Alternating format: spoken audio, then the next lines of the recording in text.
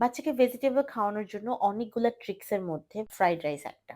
কারণ ফ্রাইড রাইসে আপনি ইচ্ছামতো ভেজিটেবল এড করতে পারেন। আর সেই সাথে সেটা যদি একদম রেস্টুরেন্ট স্টাইলে মজা করে বানিয়ে দেওয়া যায়, বাচ্চারা চেটেপুটে খাবে। শুধু বাচ্চা না, বাসার বড়রাও কিন্তু চেটেপুটে খাবে। আমি আজকে ফ্রাইড রাইসে ব্যবহার করছি বরবটি, গাজর কুচি, ক্যাপসিকাম আর কর্ন। এই সবগুলো উপকরণের সাথে আমি রান্নাটা করছি সম্পূর্ণ বাটারে। এর সাথে আমি আরো একটা সিক্রেট মসলা ইউজ করছি, সেটাও আপনাদের সাথে দেখিয়ে দিচ্ছি। আর সেইটা হচ্ছে চিকেন পাউডার। যেকোনো খাবারের ফ্লেভার এবং টেস্ট একটু বাড়াতে এটা বেশ সাহায্য করে। আমি আজকে যে চিকেন পাউডারটা ব্যবহার করছি, এটা ছিল ওয়ার্ম হ্যাসেল থেকে। আমাকে আপু অনেকদিন আগে এটা পাঠিয়েছেন এবং আমি প্রায় ১ মাস ধরে এটাকে আসলে ইউজ করেছি। ইউজ করার পর আমার কাছে মনে হয়েছে যে না, এটা আসলেই বেশ ভালো এবং এইটার স্মেলটাও সুন্দর, খাবারের ফ্লেভারটাও বাড়াতে খুব সাহায্য করে।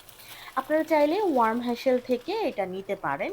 আর সেই সাথে এটা কিন্তু আপু বাসায়ই বানিয়ে থাকে। রাইসটাকে আগেই 80% ডান করে নিয়েছিলাম। এবার শুধু সবগুলো ভেজিটেবল একটু হালকা সটে করে আমি এটার সাথে মিক্সড করে কিছুক্ষণ রাইসটাকে দমে রাখবো যেন রাইসটা 100% কুক হয়ে যায়। ফ্রাইড রাইসটা দমে দিয়ে ওই দিক থেকে আমি চিকেন ফ্রাইটাও ভেজে নিয়েছি। আজকের একদম লাঞ্চ বক্স কিন্তু খালি ফেরত আসবে বাসায়। এইটা আমি সিওর। আমি যেদিনই আমার মেয়েকে ফ্রাইড রাইস আর চিকেন ফ্রাই দিয়ে থাকি লাঞ্চে, ওইদিন একটা দানাও আসলে বাসায় ব্যাক আসে না। সে একদম চেটেপুটে মজা করে খেয়ে নেয়। সেই সাথে আমারও আর টেনশন থাকে না যে সে ঠিকঠাক পোরশনটা খাচ্ছে কিনা।